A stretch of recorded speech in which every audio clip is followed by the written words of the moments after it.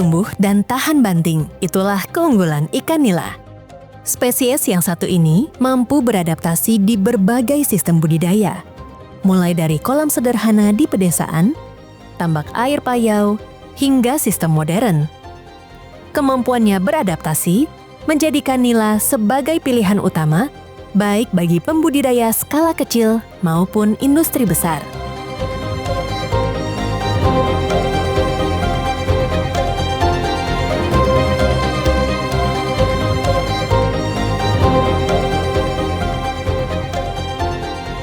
Di wilayah Sukabumi yang dikelilingi aliran sungai dan mata air pegunungan, kolam-kolam budidaya menjadi bagian penting dari kehidupan para pembudidaya yang setiap hari bergantung darinya.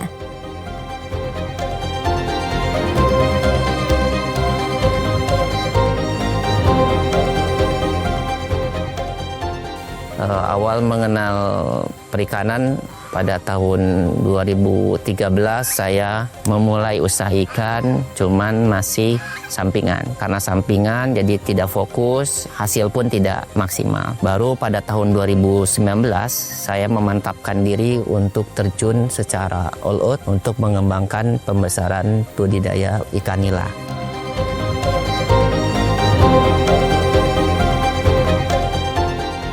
Tantangan yang saya hadapi secara pribadi pada waktu saya menyatakan all out untuk pembesaran nila adalah pemahaman tentang budidaya. Maka pada prosesnya itu kita butuh SDM yang memang mau mendalami untuk menguji apakah kekurangan dan kelemahan dari ikan itu sendiri. Dalam proses tantangan pada pembudidayaan pertama adalah tadi masalah benih. Saya mendapatkan benih dari petani-petani sekitar sini dan pada prosesnya kami mengalami rintangan. Benih yang kita dapatkan dari petani-petani sekitar ini tidak bersertifikat. Sehingga kualitas ikan yang dihasilkan dari benih ini menjadi kendala buat kita sebagai pembesar karena tidak mendapatkan FCR yang baik. Kita pun sama ada dari PT swasta yang punya sertifikat, tapi kita pun sulit untuk mendapatkannya.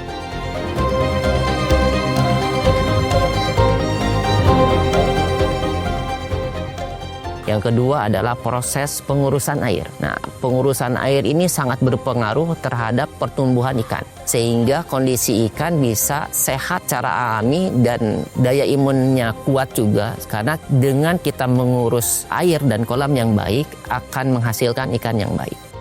Itu tantangan yang luar biasa pada saat di lapangan dalam berbudidaya. Termasuk nanti pasca panen yang perlu kita, karena kita menjual ikan ini posisinya hidup, prosesi panen pun kita harus packingnya harus baik. Sehingga ikan ini kondisinya baik sampai tujuan pasar yang kita tuju.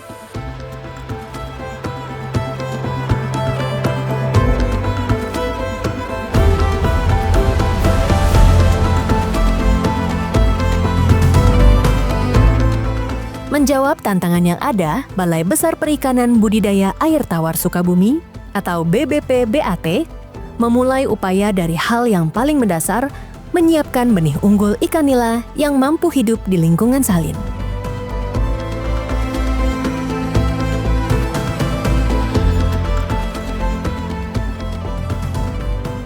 KKP saat ini sedang mengusung konsep blue economy, ya. Ada 5 kebijakan. Kebijakan yang pertama, kita itu diminta untuk meningkatkan konservasi. Supaya apa sih? Tujuannya ujung-ujungnya adalah lautnya ini supaya sehat. Kebijakan yang kedua, kalau lautnya sehat, maka biodiversitasnya meningkat. Kalau sudah meningkat, ikan biota banyak. Boleh ditangkap nggak? Boleh. Tapi kalau yang nangkapnya semua ditangkap, lama-lama habis. Maka ada kebijakan yang kedua. Apa itu?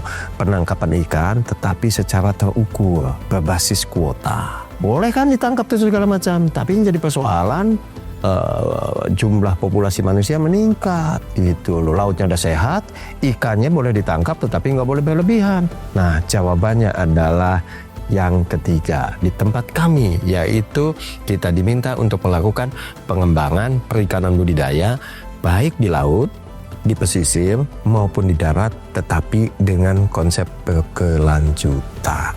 Program prioritasnya 3 pendekatan atau 3 strategi ya. Yang pertama itu kita memiliki strategi bagaimana kita membuat satu modeling supaya bisa dijadikan media atau wahana untuk bisa dicontoh oleh semua stakeholders, mulai pembudidaya mikro, kecil, menengah maupun yang besar. Nah, yang kedua setelah kita membuat modeling begitu, pendekatan yang selanjutnya adalah kita melakukan revitalisasi. Saat ini kita sedang mengusung revitalisasi di pantai utara Jawa di 4 kabupaten. 1 di Bekasi, 2 di Karawang, 3 di Subang, 4 di Indramayu. Kemudian kebijakan atau strategi pendekatan yang ketiga adalah kami punya pendekatan namanya Kampung Perikanan Budidaya.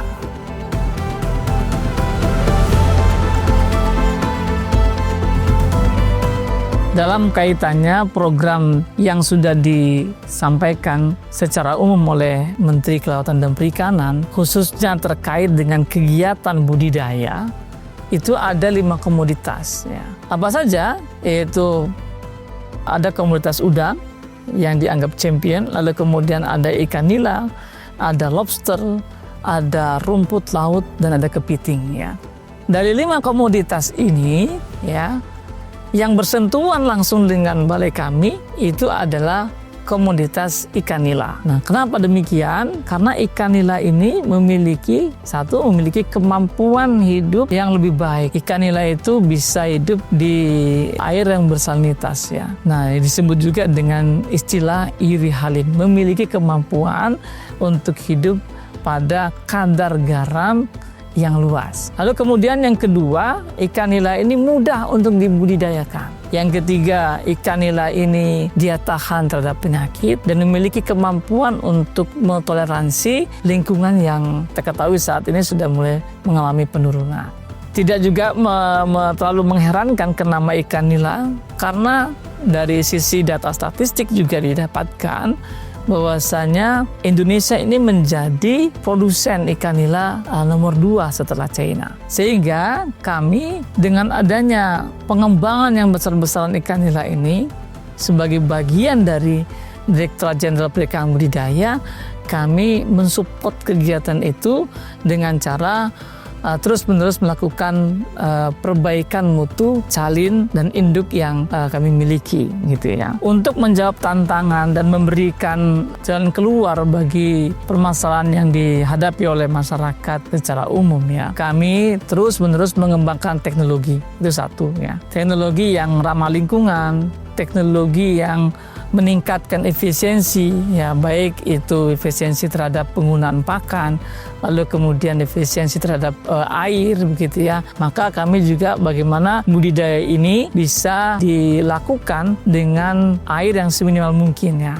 Nah, ini yang kita terus lakukan untuk mendapatkan teknologi yang bagi masyarakat itu mudah di-adopt begitu. Itu yang pertama. Yang kedua, tentu kami juga melaksanakan pelatihan bagi mereka. Itu yang kedua. Yang ketiga, pada akhirnya ketika masyarakat berbudidaya, tentu masyarakat itu ingin yang dibudidayakan adalah ikan yang dapat tumbuh dengan cepat, lalu kemudian tahan terhadap penyakit, memiliki efisiensi pemanfaatan yang baik, lalu kemudian SR-nya, tingkat kelangsungan hidupnya juga baik ya. Nah, ini tidak mungkin kita bisa dapatkan kecuali ya benih itu berasal dari induk yang unggul. Maka kami terus-menerus berupaya menghasilkan induk-induk unggul yang kemudian induk unggul tersebut kami distribusikan kepada masyarakat. Baik itu dalam bentuk bantuan maupun ada panti-panti benih yang tersebar di Nusantara ini, di Indonesia ini, yang mereka melakukan pembelian kepada kami.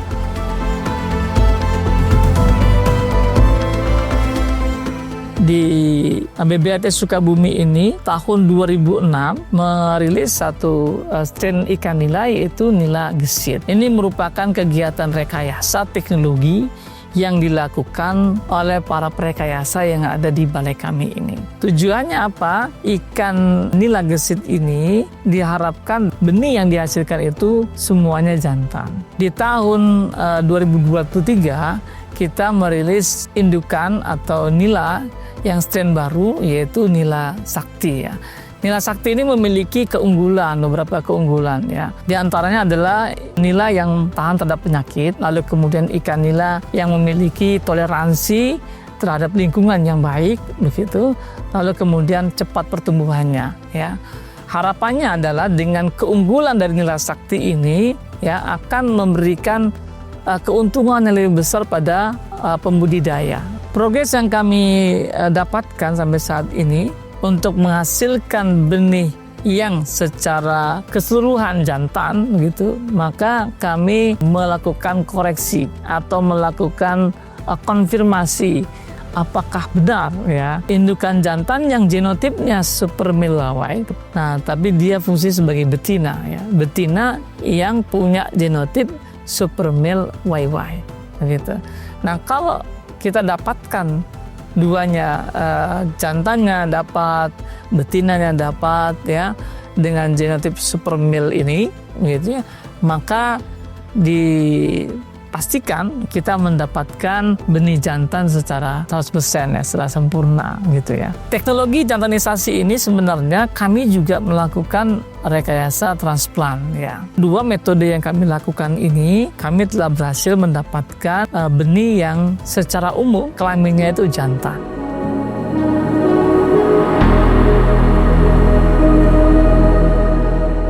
Dari BBPBAT sendiri melakukan jantanisasi ini ada beberapa metode. Yang pertama adalah melalui rekayasa hormon. Kita menggunakan hormon estradiol untuk proses feminisasi. Kemudian dari induk yang hasil feminisasi itu dilakukan uji progeni. Nah, uji progeni ini menghasilkan benih-benih yang nanti akan diverifikasi melalui pengamatan gonad. Terus diamati di mikroskop, kemudian diketahui berapa jantan dan betinanya. Kemudian dihasilkan persentase jantan yang dihasilkan. Jika persentase jantannya lebih dari 90%, maka induk dari benih tersebut itu dijadikan sebagai induk YY Super Male. Selanjutnya ada metode lain yang saat ini kami kerjakan dengan bekerja sama dengan BRIN dan IPB. Itu menggunakan metode transplantasi. Jadi kita menyuntikkan sel bakal gonad dari ikan gesit yang sudah ada. Kemudian disuntikan pada larva ikan nila merah. Nanti hasilnya larva yang sudah disuntikan kemudian dibesarkan menjadi induk, verifikasi terlebih dahulu dengan uji progeni dan PCR. Nah, setelah itu kalau dia positif, maka induk tersebut sudah terkonfirmasi sebagai ikan YY. Dari proses jantanisasi, kami menghasilkan ikan nila gesit. Nila gesit itu merupakan singkatan dari Genetically Super Male Indonesian Tilapia, yang jika dikawinkan dengan betina normal lainnya akan menghasilkan lebih dari 90% benih monoseks jantan. Dari hasil yang kami peroleh untuk pengujian antara benih monoseks dengan benih campuran, yaitu hasilnya diperoleh benih monoseks memiliki peningkatan pertumbuhan sekitar 20-30% dibandingkan benih campuran. Dari sana terbukti bahwa benih monoseks ini lebih menguntungkan dari proses budidaya itu sendiri, sehingga ini dapat dimanfaatkan oleh para pembudidaya untuk meningkatkan produktivitas budidaya ikan nilanya. Jadi kedepannya kami akan terus mengembangkan metode ini untuk menghasilkan pasangan dari ikan nila gesit sehingga nanti dapat diperoleh 100% benih monoseks jantan yang dapat menguntungkan para pembudidaya dan sekaligus menjawab tantangan dari proses budidaya itu sendiri.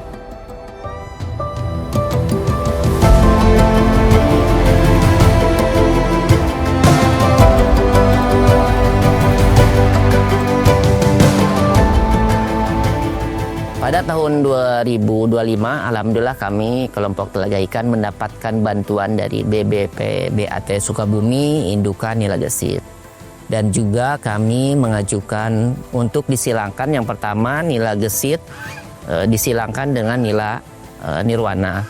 Yang kedua nila sakti disilangkan dengan nila gesit. Gesit dengan sakti 2 paket. Jadi total kita memiliki 3 paket indukan nila yang dari Balai BBAT Sukabumi. Sehingga kita sudah bisa mandiri untuk mendapatkan benih yang kita gunakan untuk berbudidaya. Kita sudah mendapatkan benih yang cukup buat kita. Kita sudah melakukan proses awal yaitu pendederan. Setelah pendederan kita lakukan pembesaran. Nah, pembesaran ini juga kita sudah menggunakan CBIB karena dengan CBIB ini kita bisa berbudidaya yang baik sehingga menghasilkan kualitas ikan yang baik. Dengan pencapaian jantanisasi ini, kita bisa berbudidaya yang lebih baik sehingga tidak terhalang oleh betina yang ingin kawin pada prosesi pembesaran. Misalkan kalau sebelum ada nila sakti kita pakai nila lokal, itu minimal 50-50 betina sama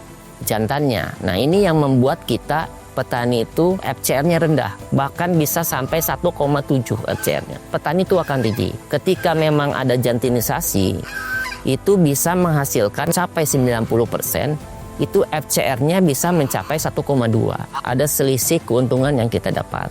Sehingga pasti punya peningkatan yang signifikan, sehingga seluruh anggota merasa cukup menjanjikan dari budidaya ikan nila ini membantu kita para petani untuk meningkatkan produksi budidaya ikan nila.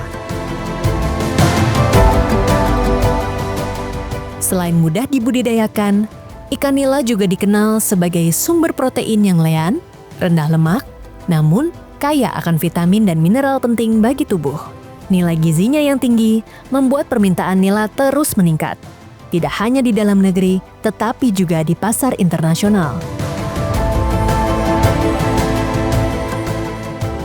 Data Kementerian Kelautan dan Perikanan mencatat, nilai ekspor tilapia Indonesia menembus puluhan juta dolar setiap tahunnya, mencapai sekitar 82 juta USD pada 2023. Menurut KKP, nilai ini terus meningkat hingga sekitar 93,5 juta USD pada 2024, menandakan momentum ekspor yang kuat.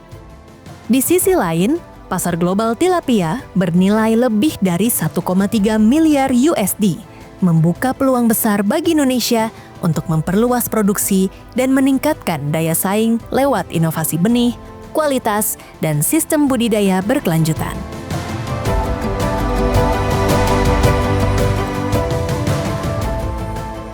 Jadi kalau cerita ikan tilapia secara umum ya, di tahun 2024 tahun lalu saja itu permintaan globalnya itu lumayan tuh Mbak, bisa mencapai 7,84 juta ton. Ini tahun lalu, dan diproyeksikan di tahun 2030 ini meningkat menjadi 8,9 juta ton. Artinya ini sesuatu yang sangat luar biasa ya, si ikan tilapia ini. Kemudian kalau kita lihat bagaimana situasi di dalam negeri, permintaan juga terus meningkat nih Mbak, nih saya lihat ya, bisa sampai menembus kalau tidak salah di angka 2,36 juta ton pada tahun yang sama. Mimpi kami, obsesi kami punya keyakinan kita ingin menjadi champion di tilapia.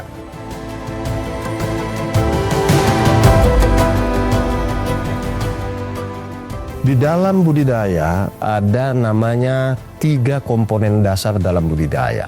Satu adalah wadah budidaya. Nah, wadahnya itu kolam, tambak, akuarium, apa itu wadah tuh. Kemudian yang kedua adalah media budidaya, itu airnya, ada air tawar, payau, laut begitu ya. Kemudian yang ketiga adalah biota budidaya, artinya ikan yang dipeliharanya. Nah, apa yang kita lakukan di KKP itu, kita yang pertama memiliki balai-balai atau UPT, unit pelaksana teknis. Kemudian kita juga menggandeng saudara-saudara kami, kolega kami, kita juga punya Pemda. Nah, Pemda ini ada yang memiliki balai-balai benih ikan. Ya, kita lakukan kerjasama, kemudian kita berikan bagaimana SOP-nya untuk berbudidaya yang baik dan yang benar. Kemudian kita juga menggandeng asosiasi. Nah, di dalam ikan nila ini ada namanya ATI atau ATI, Asosiasi Tilapia Indonesia. Kita gandeng, kita berikan penjelasan, pembenihan ini bisa dilakukan dengan baik dan benar. Dan yang tidak kalah juga menarik adalah kita punya perguruan tinggi, universitas atau akademia. Nah, ini kita juga gandeng secara bersama, begitu.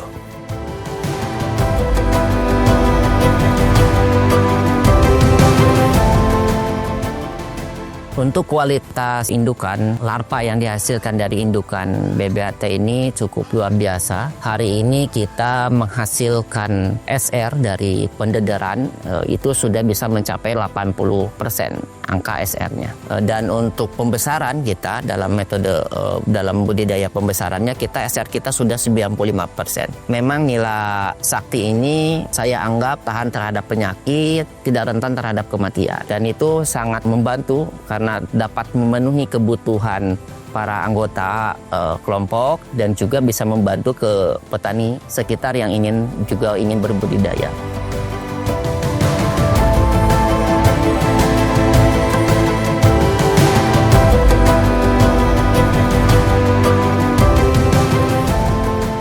Dari hasil budidaya kita, satu kelompok kita, alhamdulillah produktivitas yang luar biasa. Perbandingannya dari tahun kemarin mungkin buat kelompok saya, tahun kemarin kurang lebih hanya sekitar 10-15 ton. Memang tahun ini kita pencapaian yang luar biasa. Hari ini kita memproduksi kurang lebih 40-50 ton per siklus atau rata-rata per bulan kita bisa menghasilkan 15 ton ikan nila besar. Untuk pemasaran kita lakukan ke wilayah sekitar Sukabumi Raya, pasar-pasar yang ada di Sukabumi. Juga kita pasarkan hari ini ke dapur MBG yang membutuhkan ikan nila. Nila ini kita buat filet karena untuk para anak SD sehingga tidak ada duri dalam nilanya.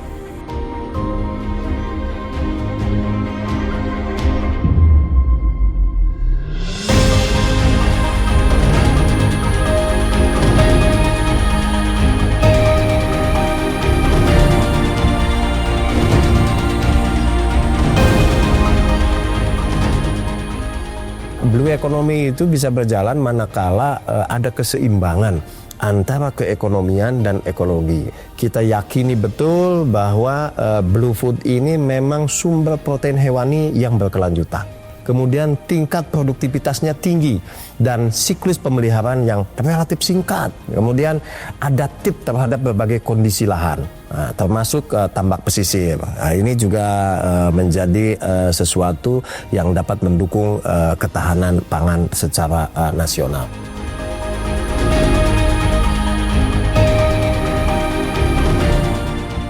Kalau pendapatan mereka itu meningkat, ya tentu saja kesejahteraan bagi pembudidaya akan meningkat ya. Dengan produksi ikan nila yang meningkat ini, ikan nila ini diharapkan ya menjadi salah satu penyumbang untuk ketahanan pangan nasional.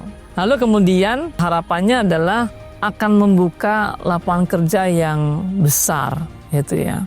Akan memberikan dampak yang luar biasa ya. Itu hanya kegiatan ikan nila. Dari sisi ekonominya, dari sisi ketahanan pangannya, dari sisi pembukaan lapangan kerjanya. Jadi begitu banyak sebenarnya manfaat bagi kita ya, bagi negara kita ini ya ketika kita memang secara konsisten, secara berkelanjutan menjaga kegiatan budidaya ikan nila ini.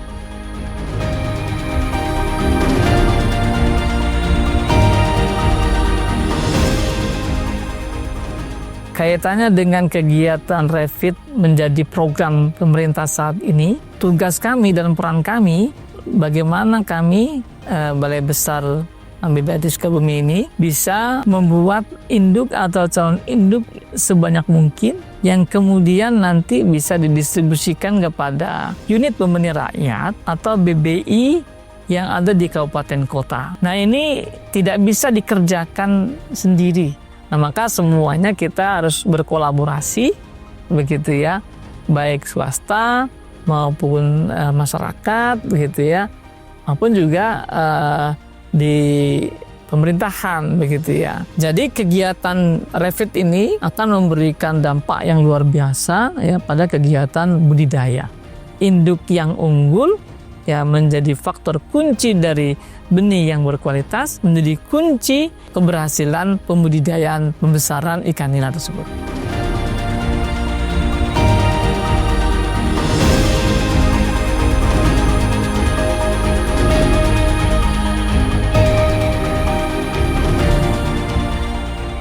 Harapan saya sebagai pembudidaya, saya berharap ke depan Sukabumi ini terus memproduksi ikan nila dengan jumlah yang besar sehingga kita bisa swasembada ikan di Sukabumi.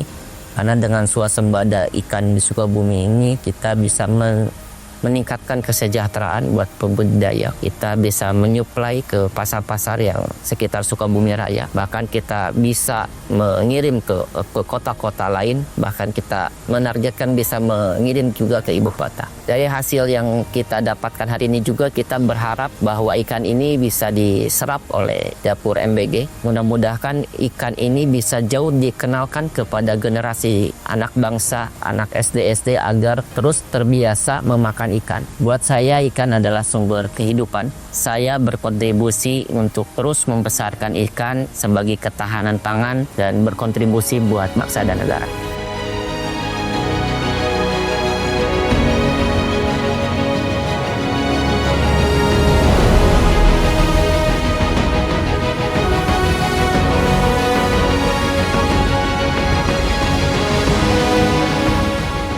Dari benih hingga meja makan, inilah wujud nyata kemandirian pangan Indonesia. Bersama KKP, kita tumbuh, menguat, dan memberi kehidupan dari perairan negeri sendiri.